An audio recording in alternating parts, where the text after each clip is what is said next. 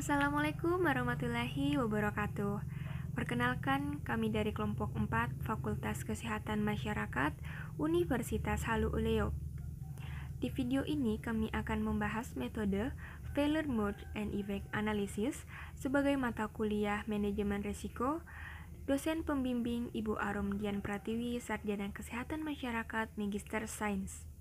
Di video ini, kami akan mendeskripsikan secara singkat tentang Failure Mode and Effect Analysis dan mereview jurnal yang berkaitan dengan penerapannya di bidang industri. Tapi sebelum itu, saya perkenalkan terlebih dahulu anggota dari kelompok 4. Ada Amelia Putri, Nur Aisyah Darwis, Nadila Ramadan, dan saya sendiri Karina Zeniska, Nur Hadisah, Tuti Mulyanti, Evi Sartika, Siti Az-Zahra, Eni Suwarni, Minarti Mustafa, Emi Ayu Elsawati, Ida Alicia Anti, dan Umul Hidayat. Langsung saja nih kita simak bersama-sama Failure Mode and Effect Analysis. Pada tahun 1950, Failure Mode and Effect Analysis digunakan dalam merancang dan mengembangkan sistem kendali penerbangan. Sejak saat itu, teknik Failure Mode and Effect Analysis diterima dengan baik oleh industri luas.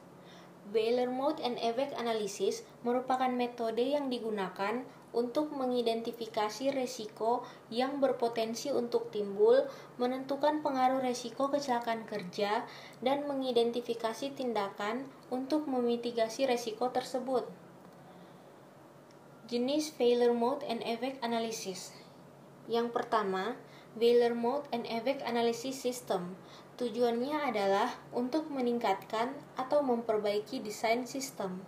Yang kedua, Failure Mode and Effect Analysis Design. Tujuannya adalah untuk meningkatkan atau memperbaiki desain komponen atau subsistem.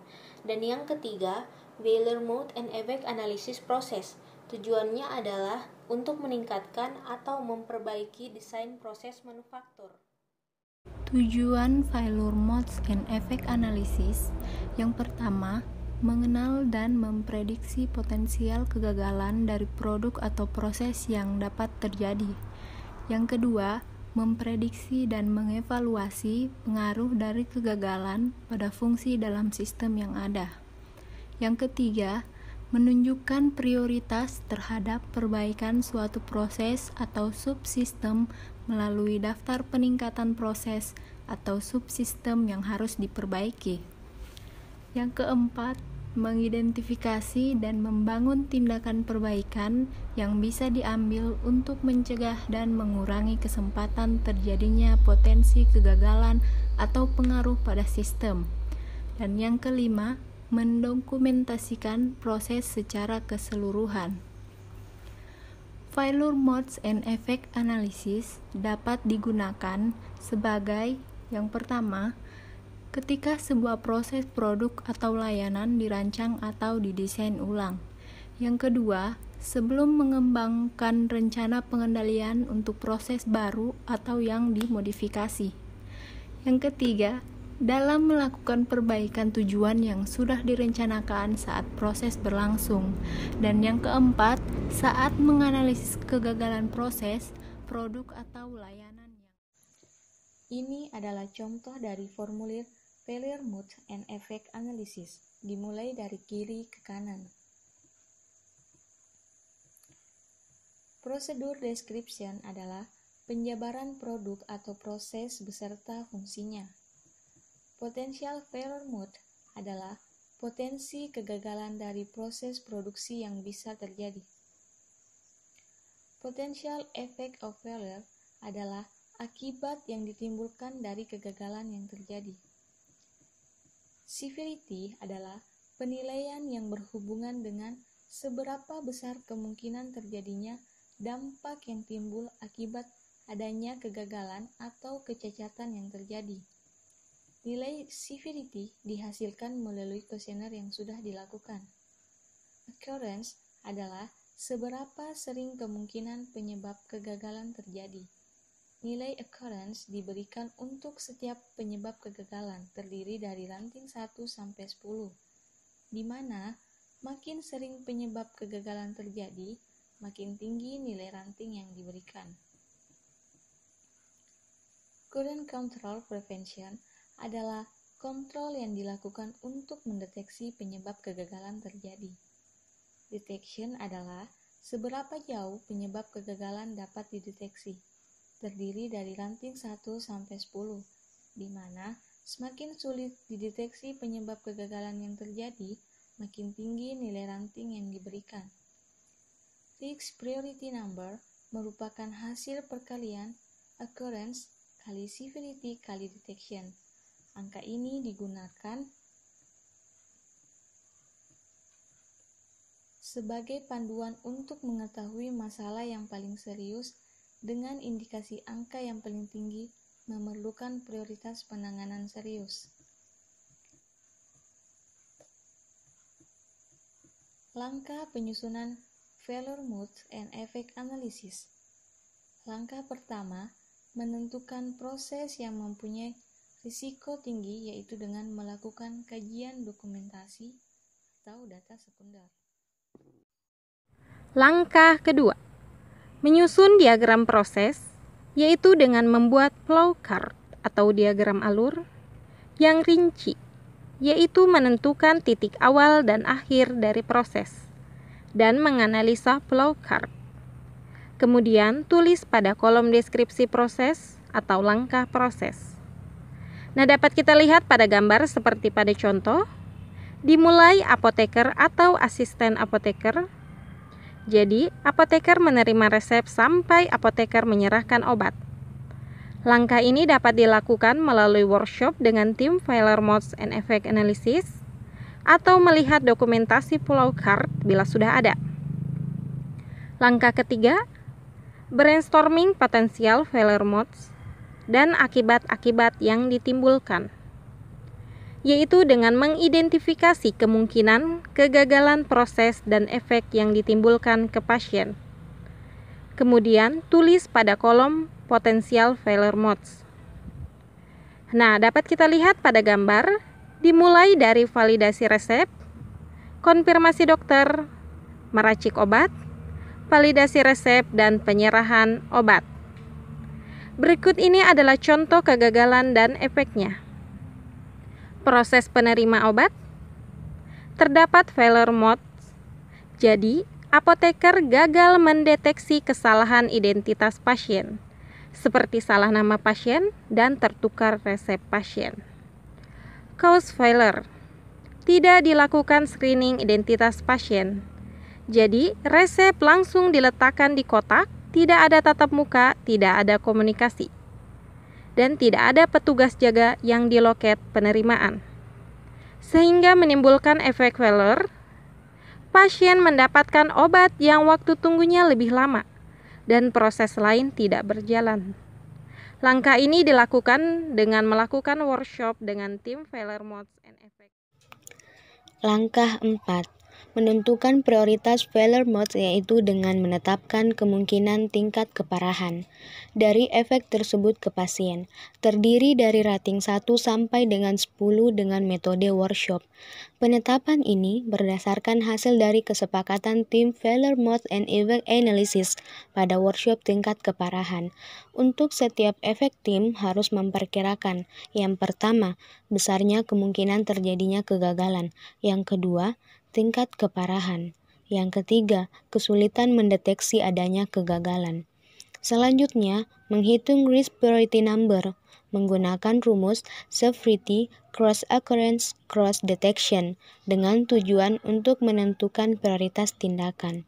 Ini adalah contoh tabel nilai severity, occurrence, dan detection dengan rating 1 sampai dengan 10.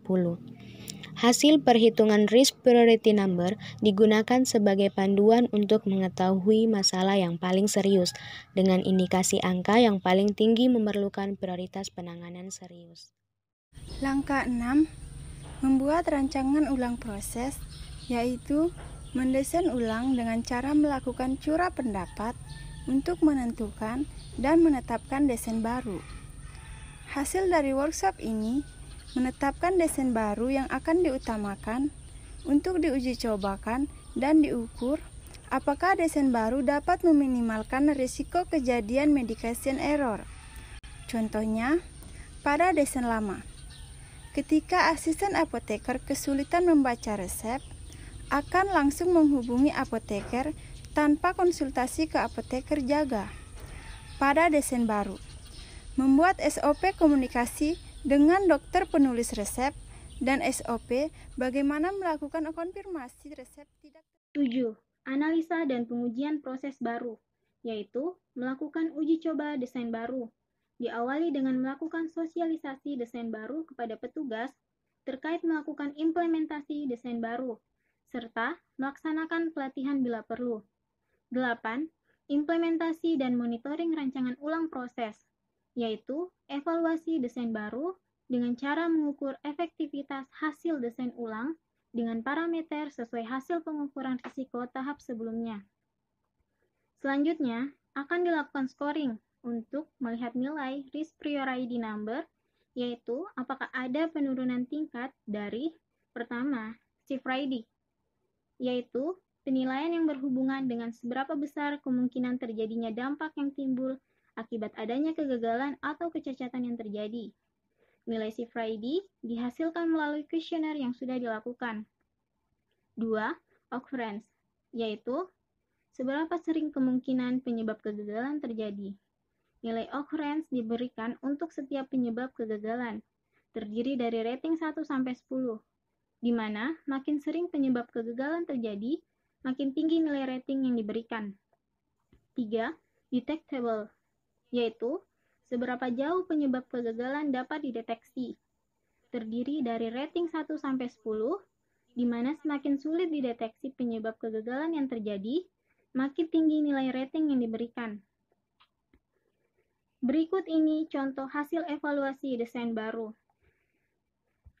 Pada tabel berikut, ada salah satu contoh nilai risk priority number sebelum desain baru dan nilai risk priority number setelah desain baru. Contohnya yaitu kegagalan komunikasi dengan dokter. Nah, untuk mengetahui terlebih dahulu nilai risk priority number-nya, kita harus melihat nilai occurrence, CIFRID, dan detectable dengan nilai rating 1-10.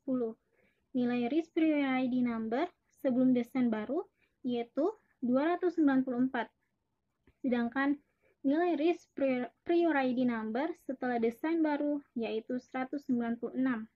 Jadi, semakin menurun nilai risk priority number-nya, maka hasil desainnya lebih bagus. Kesalahan dan faktor kesuksesan penyusunan FMEA. Kesalahan pembuatan FMEA. Yang pertama, satu kesalahan besar yang sering dilakukan dalam pembuatan FMEA adalah menghabiskan waktu pembuatan dokumentasi dan kemudian hanya menyimpan dalam laci atau lemari. Yang kedua, FMEA adalah dokumen yang dinamis yang tetap diperlukan dan harus digunakan selama proses atau produknya terkait dengan masih berjalan atau diproduksi. Faktor kesuksesan pembuatan FMEA. Yang pertama, mengerti dasar-dasar prosedur, konsep, dan definisi FMEA. Kedua, buat rencana persiapan untuk setiap proyek FMEA. Ketiga, menerapkan setiap pengetahuan yang diperoleh dan menentukan target kualitas. Keempat, menyiapkan fasilitas. Dan yang kelima, menerapkan proses FMEA di seluruh bagian perusahaan. Review jurnal. Penerapan Failure Modes and Effect Analysis. Judul dari jurnal ini adalah Analisis Kecelakaan Kerja dengan metode Failure Modes and Effect Analysis. Penulis daripada jurnal ini yaitu Projo Mukti Rifai dan Sriyanto STM. Direview oleh kelompok 4 pada tanggal 19 April 2020. Pendahuluan. Bengkel Automotive Workshop adalah unit usaha yang bergerak dalam bidang reparasi, pengecatan, dan perawatan kendaraan. Pekerjaan yang dilakukan di bengkel seringkali menimbulkan kecelakaan kerja bagi montir yang bekerja. Selama 3 tahun terakhir, tercatat kecelakaan kerja di bengkel otomotif workshop diantaranya seperti luka, tangan terpalu, kaki terpleset, iritasi akibat buangan las, tersetrum, dan lain-lain. Menyikapi permasalahan yang terjadi di bengkel otomotif workshop tersebut, peneliti melakukan analisis kecelakaan kerja. Tujuan penelitian untuk memprediksi potensi bahaya yang dapat terjadi, mengevaluasi pengaruh dari bahaya, serta membangun tindakan perbaikan yang bisa diambil untuk mencegah atau mengurangi peluang terjadinya kecelakaan kerja yang akan terjadi. Analisis failure modes and effect analysis memfokuskan pada penyebab kerusakan dan mekanisme terjadinya kerusakan. Ketika penyebab dan mekanisme kerusakan telah diidentifikasi untuk setiap failure mode, selanjutnya dapat diberikan saran untuk waktu pelaksanaan preventive maintenance atau perencanaan monitoring untuk menurunkan failure rate, sehingga bentuk kegagalan potensial atau potensial failure mode dapat ditekan melalui langkah-langkah antisipasi berdasarkan suatu prioritas, di mana dalam menentukan skala prioritas, yaitu dengan mendapatkan nilai Risk Priority Number atau RPN. Nilai RPN yang dihasilkan menunjukkan tingkat prioritas perbaikan untuk area atau komponen yang terdapat dalam sistem. Hasil dan pembahasan. Yang pertama, pengumpulan data kecelakaan. Tabel 1. Frekuensi kecelakaan kerja otomotif workshop tahun 2011 sampai 2014, di mana jenis kecelakaan kerja tertinggi adalah luka dengan frekuensi kejadian 6 kali. Kemudian, jenis kecelakaan kerja terendah adalah iritasi mata akibat gas buang las dan tersetrum dengan frekuensi kejadian masing-masing 1 kali. Nilai konsekuensi. Pada tabel 2 menjelaskan penentuan nilai tingkat keparahan yang terjadi pada proses produksi di automotive workshop. Nilai exposure. Pada tabel 3 menjelaskan penentuan nilai tingkat kejadian pada proses produksi di automotive workshop. Nilai detection. Pada tabel 4 menjelaskan tentang penentuan nilai tingkat deteksi pada proses produksi di automotive workshop. Proses selanjutnya adalah menghitung risk priority number. Perhitungan ini dilakukan untuk mengetahui kecelakaan yang mana yang harus diutamakan atau diprioritaskan. Cara menentukan risk priority number adalah dengan mengalihkan nilai konsekuensi, exposure, dan detection secara berurutan. Pada tabel 5 merupakan contoh perhitungan nilai risk priority number. Setelah dilakukan perhitungan nilai risk priority number, langkah selanjutnya adalah mengurutkan jenis kecelakaan kerja berdasarkan nilai risk priority number terbesar sampai yang terkecil atau biasa disebut dengan perankingan. Berdasarkan nilai risk priority number terbesar diperoleh 4 jenis kecelakaan kerja yang paling dominan, yaitu jari tangan terkena penggaris siku-siku, kepala terkena spons, iritasi mata akibat gas buang las. Penyebabnya yaitu 1. Pekerja kurang berhati-hati saat pendempulan bidang lebur yang memakai penggaris siku-siku plat baja. 2. Pekerja tidak memperhatikan putaran poles yang terlalu kencang sehingga menyebabkan spons lepas. 3. Pekerja tidak menggunakan kacamata saat mengelas. 4. Pekerja tidak mengecek kabel untuk memoles sehingga menyebabkan tangan pekerja tersetrum. Resiko kecelakaan kerja akan diuraikan dalam diagram fishbone. Diagram fishbone adalah untuk mengetahui faktor penyebab terjadinya kecelakaan. Misalnya, kecelakaan kerja dari sisi manusia adalah tingkat kelelahan, pekerja tidak menaati SOP yang ada, kurangnya kesadaran akan pentingnya keselamatan kerja, serta kurangnya ketelitian dalam bekerja. Metode. Kecelakaan kerja pada metode kerja adalah penyampaian tentang SOP dalam bekerja masih kurang maksimal yang juga kurangnya pengawasan dari pimpinan terhadap para pekerja, sehingga pekerja cenderung kurang memperhatikan keselamatan saat bekerja. Mesin. Kecelakaan kerja pada sisi peralatan adalah alat-alat yang sudah usang dan juga banyaknya peralatan yang tajam dan berat sehingga dapat menjadikan potensi bahaya bagi para pekerja. Material. Kecelakaan kerja dari sisi material adalah kurangnya APD yang memenuhi standar. Environment. Kecelakaan kerja dari sisi lingkungan adalah di automotive workshop suhu dalam ruangan terlalu panas dan masih terdapat sisa-sisa oli dan air bekas sehingga dapat menyebabkan potensi timbulnya kecelakaan kerja. Solusi nilai RPN atau Risk Priority Number. Yang pertama, pekerja memakai APD atau alat pelindung diri yang standar dalam melakukan pekerjaan.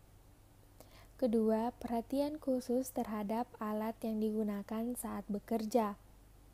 Pekerja diharapkan memperhatikan dengan cermat kecepatan putaran poles, sehingga kejadian spons lepas dan mengenai kepala tidak terulang. Ketiga, pekerja mengecek peralatan sebelum dan saat melakukan pekerjaan sesuai SOP atau standar operasional prosedur yang telah ada. Keempat, diperlukan kehati-hatian saat pendempulan bidang lebur yang menggunakan plat baja. Sekian yang dapat kami bagi ke teman-teman. Mohon maaf apabila masih ada kekurangan.